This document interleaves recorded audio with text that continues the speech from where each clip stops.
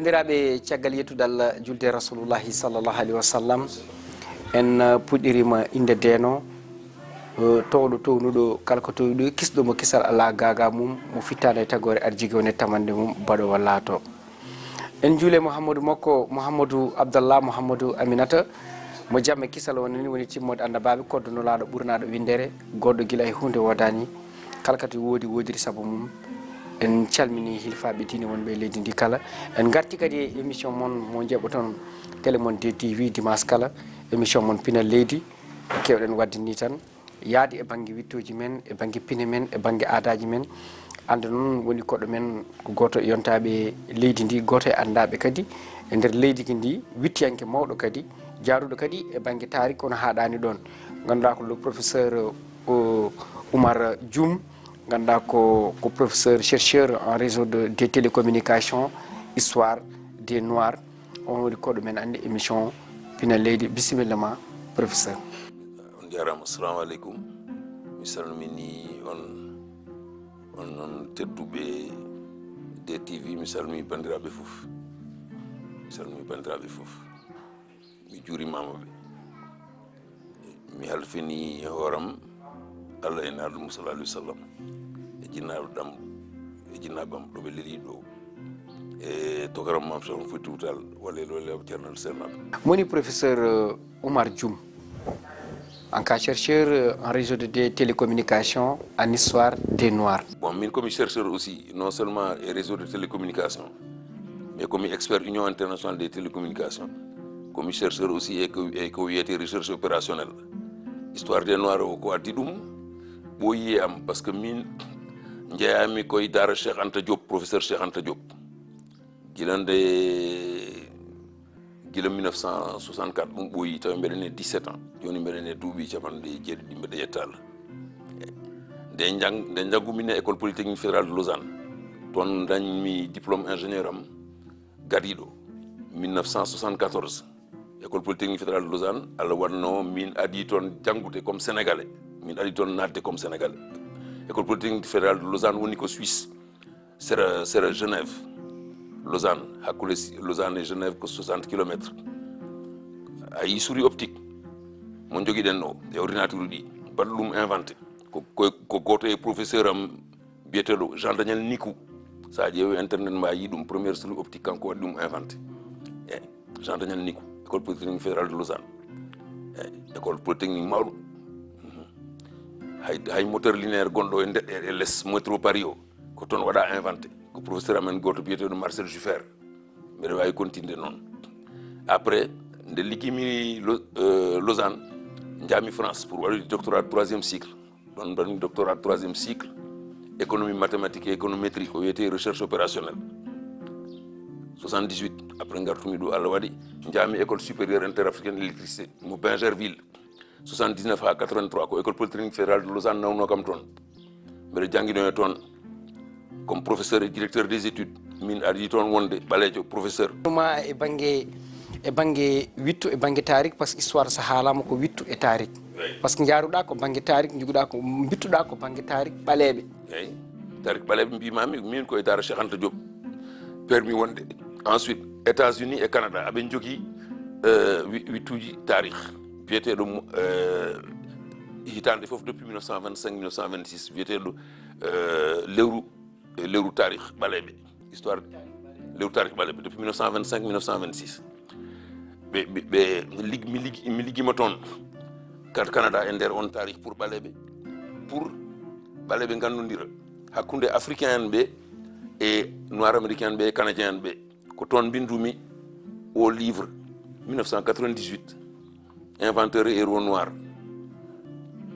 ko Montréal Canada bindumi ɗum maison d'édition o jeynoɓe maison d'édition o min koye han gonnomi édition les 5 continents. Ko woni muujibo binduɗa nde ɗo deftere mo ganduɗa ko aventure héros noir pour andinde yimɓe ko ɓaleɓe gatti e science et technologie koɓe gatti e art koɓe gatti e domaine uji foof ko ɓaleɓe gatti kono noon ko wonno ko kesal e o livre woni c'était la première fois ko nden feeri windude ɓaleɓe Afrique e ɓaleɓe Antilles par ce que hade ɗum defte tarihuji ko ɓaleɓe mbaɗi ne wonno e nder circulation di deftere ne wiye lumière noire de l'humanité. eyyi lumière noire de l'humanité ɗum oko 98 oya ko 2010 mbindumi ɗum waɗa publié ko ɗo IFAN mais e deftere gariɗo o e ɗo mi waɗi hen Cheikh Modibo Diarra. holko woni mujubu ndeɗo deftere nde mbinduɗa lumière noire de l'humanité? non ko pour andinde histoire ɓaleɓe encore pour ɓura andede eyyi pour ɓura andede pour ande ɓaleɓe no guide hunde fof e nder science et technologie biyeteɗo science et technologie moderne actuellement o mo ɓooyani o ayi Cheikh Modibo Diarra par exemple mission NASA mission NASA 1997 robot moɓe nawi e planète Mars ko Cheikh Modibo Diarra le malien mais kanko wonno navigateur mission o omon ɗo e nder o deftere ko ɗum woni lumière noire de l'humanité. eyyi ko ɓaleɓe gatti e lumière pour neɗɗo ɗeɗo deftere nde mbinduɗa lumière noire de l'humanité mbinduɗa hen tan koko fati e banggue ɗum ɗon walla waɗi e banggue wittuji goɗɗi ɗi mbinduɗa e banggue yimɓe men? windi e affaire démocratie par exemple ɗo mi andini Fouta Toro 1776 la révolution del Toroɓe 1776 kono windanoma haade am windude ɗum ko gaddumi ko woni ko keesi quelque chose de nouveau e nder bindol révolution o livre woni seedaji tubakoɓe on jamanu seede suédois aɗa andi suédois goto biyeteɗo Karl Wahlström suédois o ari ɗo ko vers les 1700 et quelque 1758 o seedi ko waɗa Fouta ko haali Almami Abdoul e Fouta nan ɗo Wahlström suédois holko haali e Almami Abdoul Wahlström o seedi ko on jamanu Fouta Toro ɓurno wonde avancé aduna o fof e banggue démocratie e banggue démocratie e banggue état d'esprit. Fouta Toro des Almami au départ en 1776 parce que ɗum ko 13 ans avant la révolution de 1789 13 ans avant la déclaration des droits de l'homme de 1789 Fouta Toro adi ɗum wadde suédois Wahlström o seedima ɗum député maire de Paris après 1790 biyeteɗo Jérôme Pétion de Villeneuve o seedima ɗum mi waɗi ɗum déclaration o wi Fouta Toro idée révolution absolument windama ɗo te mi haali fof mi haali ɗo jaltinmi ɗum defte ɗe mi haali ɗum fof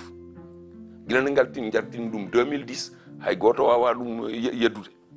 par ce que ko winda kono koko suuɗa ɗon voilà ko waɗi suuɗa eɗen mbawi ɗum lamdade pour tubakoɓe ko intérêt mabɓe wonno suuɗde ɗum mais pour enen ne hawni par ce que enen sa ƴeewi hay yimɓe ɓe ganduɗa almami en ɓe wonno taniraɓe mabɓe ɓe peera haalde ko taniraɓe mabɓe mbaɗi ɗum pour lan aɗan ɗum ne hawni ɗum kalmi ɗo e interview nde le quotidien ari ɗo nde mbimi 1976 nde 1976 aduna o fof ɓe mbaɗatno fête pour 200e anniversaire indépendance 1976 ɗum wonno duuɓi temeɗe ɗiɗi révolution américaine indépendance États-Unis mais 1976 ɗo Sénégal wonno 70e anniversaire président Senghor fof fetama mais 1976 wonno 200e anniversaire ko Ceerno Souleymane Baal haalno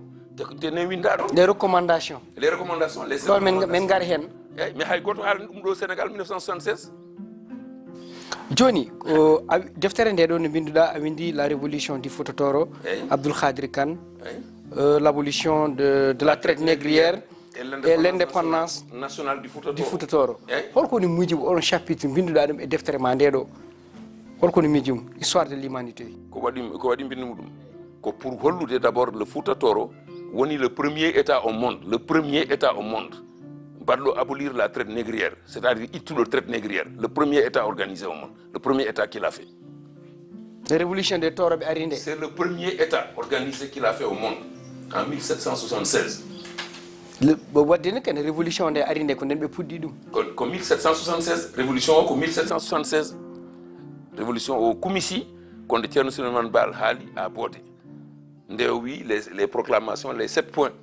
Ko Cheikh Souleymane Baal wino don? Ah, mi anda so tawi mbeɗa wawi ɗum firtude français no fewde par ce que min komi juddu jeeri. Wawi ɗum haalde français. Les recommandations wonno? Pularam laaɓani. Wadde ko recommandation wonno? ɗum kay woni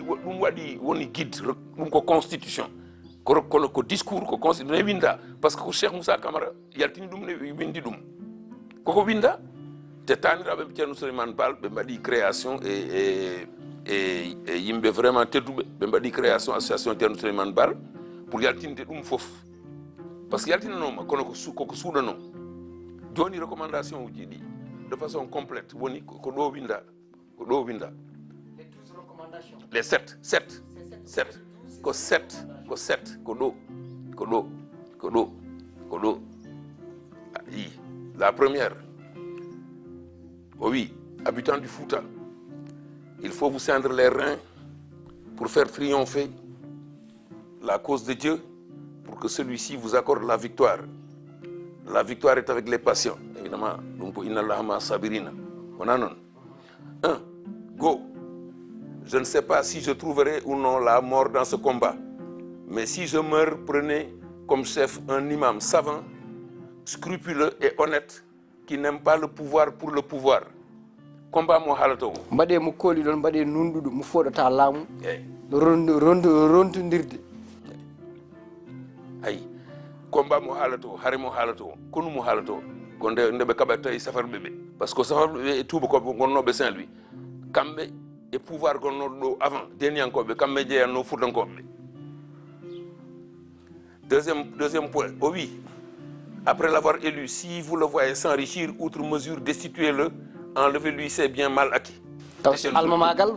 Cheikh Souleymane Baal, les 7 recommandations. C'est le deuxième point, Neni. Après l'avoir élu, si vous le voyez s'enrichir outre mesure, destituez-le, enlevez-lui ses biens mal acquis. Vous voyez qu'il rétracte des biens mal acquis donc. La charte de la bonne gouvernance. C'est une conséquence de l'option de bonne gouvernance. Troisième point, s'il refuse sa révocation, combattez-le et chassez-le afin qu'il ne laisse point à ses descendants un trône héréditaire. So il a pour l'amour. Jaltinemo. On a on va addude l'homme goddo. Voilà. Il fait der famille moko. Ko joni paden ke quatrième recommandation. Quatrième recommandation, élisez pour le remplacer un autre imam, homme de science et d'action de n'importe quelle origine sociale. Gando et pas d'eau.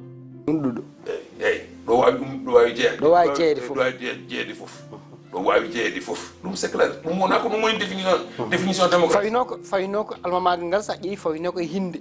Fawi kay gandal. Exactement. E nundal. Exactement. Et combattant. On a une définition démocratique. État d'esprit. Une démocratie. Première définition, c'est la première définition. Oui, d'abord, la démocratie, c'est un état d'esprit. C'est ça. Première définition. Bido, garde todo, on a ko jom gandal, mon ganduda, voilà. On a inde, on a ndonu, on a voilà. Donc, ko Thierno Souleymane le premier. Ko wi oto ngacci e laamu ngu e galle goto. E galle goto. So ngacci ɗum e galle goto wonta ko rondide. C'est ça. Ndonu wontata. Exactement. Ayi le mot tribu en français. C'est pas exactement le mot tribu qu'il faut mettre parce que vient Adandi est arabe. Kabila. Kabila, c'est ça qui a donné le mot Kabyle en Algérie. Kabila veut dire en fait l'ethnie. Alors le 6e point, ne tuez ni enfant ni vieillard. 7e point, que nul d'entre vous ne mette à nu une femme. Si vous le faisiez, ce serait un scandale pire que le meurtre. Donc Thierno Souleymane Baal avait parlé en 1776 du droit des femmes et des enfants. Jonon ko en kali les recommandations de Cheikh Souleymane Baal. Ko Cheikh Souleymane Baal a dit initiative almamagal kon Cheikh Souleymane Baal on a almami Abdoul Khadri woni almami. Woni la révolution du Fouta Toro Abdoul Khadri Kane wadi abolition de la traite négrière et l'indépendance du Fouta Toro. Il faut c'est sur la base de la proclamation. Ko adduno binduda dum don e ko Abdoul Khadri Kane. Tayi bindumi dum ko comme min komi balejo, min komi africain, min komi sénégalais, min komi foutanké. So Allah holli kam que proclamation démocratie pour la première fois aduna proclamation droit de l'homme waɗa koye Fouta mais mi windat ɗum pour mi yaltinat ɗum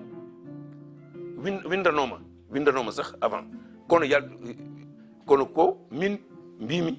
mi waɗa ɗum mi yaltinat ɗum e ko gandumi gonnomi ko Canada aɗa andi Canada e États-Unis toon wonde ɓalejo wonko firti wona comme africain sa woni Canada walla sa woni États-Unis so tawi a ɓalejo wonko firti ɗo peut être mataw comme enen fof ken ɓawɗuɓe ɗum waɗi wonde ɓalejo firtani hay hunde wadde ko ɗum addi Abdoul Khadir Kane haɓa yo maccugagal iwi e neɗɗo yeyde yimɓe yimɓe en jeeyatno yimɓe way kano no muudo hormo ittirani ni eyyi ko fof ɓe guitti fof ɓe guitti yitti jeeygu yimɓe ɓe yitti muudo hormo impôt ji ɗi safalɓe pawatno e yimɓeɓe fof ɓe guitti te ha nde almamiyan ɓe jani nde ɓe jani nde 1881 ha joni hay goto yeytani neɗɗo e Fouta comme hay goto yeytani neɗɗo o e Fouta yeyde ɗum capato walla yeyde ɗum tubak non noon ko ɗum addi mbinduɗa oɗon chapitre e Abdoul Khadir Kane a haali kadi e Cheikh Moussa Camara mo ganduɗa kañum windi e ko heewi ganduɗa banggue almamagal wittoji kewɗi almamagal e banggue histoire ɓaleɓe depuis Égypte kanko windi ɗum e arabe o windi 1945 o waɗi ɗo déposé waɗa déposé à l'IFAN par ce que ko 1945 o sanki manuscrit 1600 1700 pages 1700 pages Cheikh Moussa Camara 1700 pages eyyi tarihis Zuhurul Basatin fi tarihis Sawadine on deftere makko nde florilège au jardin de l'histoire des noirs eyyi ko defte nayyi wonno 1600 1700 pages waɗa déposé ɗo IFAN ko goto e hen firta e français te docteur Abdou Malal Diop ancien ministre kamɓe pirti ɗum e français holko ɓuuri haalde kanko Cheikh Moussa Camara e deftere makko nde affaire histoire ɓaleɓe fof et particulièrement affaire révolution 1776 e ko waɗi almami Abdoul Wara par ce que almami Abdoul waɗi duuɓi capantati 30 ans comme 30 ans de règne 30 ans comme almami te ko neɗɗo mawɗo par ce que tubakoɓe winduɓe e makko ɓe won tubak goto omon wuuri ha joni o wonno ko professeur université de Michigan o wiyete ko David Robinson David Robinson o windi e Cheikh e oɗo almami Abdoul ko waɗi ko thèse makko waɗi soutenir walla soutenage thèse makko o waɗi ko thèse makko c'est sur l'almamia du Fouta Toro et puis o windi spécialement e almami Abdoul mbeɗa jogui ɗum e deftere wotere et collection goto biyeteɗo les Africains donc dans le volume qui s'appelle dans un des volumes o windi e almami Abdoul o manti almami Abdoul il a rendu hommage à l'almami Abdoul duuɓi capantati omo laami ganduɗa e leñol ganduɗa welani laamade exactement te ko windi ko Gaspard Théodore Molien mbeɗa jogui livre Gaspard Théodore Molien windino ɗum en 1818 nde o yeehi Fouta o wi ɓe so almami ari so almami haali e fof moni fof haalata ko wela quoi mais wona ko ɗum woni démocratie aussi ɗum waɗi haalpulaar aussi welani ardade ɗum weɓani mais ɗum aussi c'est un défaut mais c'est une qualité aussi par ce que yimɓe so tawi bon ko mbiɗa fof yimɓe ndewatema yimɓe mbayatno baalini a haali ɗon haade men ɓennude e deuxiéme point ko waɗi almami Abdoul Wara fuutanke goto toñanoɗo ko miskino wonno leñol makko wonno dal koye leñol leƴƴi ɓurɗi famɗude doole eyyi o tooña toñɓe mo ɓe ko bandiraɓe almami Abdoul gonno almami Abdoul nde o jaɓata pour wonde almami condition goto mo wino hade makko jabde ɗum ko professeur Oumar Kane ne livre professeur Oumar Kane o winoɓe son lammini kam laawol Fouta yanat e dow fuutanɓe fof taccuɗo laawol ɗo wawi jibinade fof ɗo wawi wonde fof kanko almami Abdoul Khadir eyyi o wi ɗum ko winde condition nene livre professeur Oumar Kane ɓe mbimo ɓe la première hégémonie peul eyyi nani hen ma yi ɗum hen de koliteng hen la almami Abdoul eyyi de 1512 à 1806 deftere nden ɗo min ko 1997 toon min nden deftere à Montréal fuutanke fof ne foti jogade nden deftere nde ɗum waɗi nde toonnoɓe ɓe hein ko bandiraɓe makko kanko e leñol makko Almami Abdoul o waɗi tribunal ɓe mbaɗa condamné c'est le plus important woni ko David Robinson wi ko il a réussi à gouverner pendant 30 ans un peuple ingouvernable ko mawɗo c'est un grand homme. C'est un grand homme, Abdoul Khadir Kane. David Robinson windi ɗum wadde duuɓi capantati kanko o laami. Oui laamade Haalpulaar en duuɓi capantati ɗum alma magal ngal fof sa ƴeewi alma magal ngal est ce que no foti duuɓi alma magal ngal guila Abdoul Khadir Kane ko 1776 à 1881 ko duuɓi temedere e joyyi alma magal woni foti duuɓi temedere e joyyi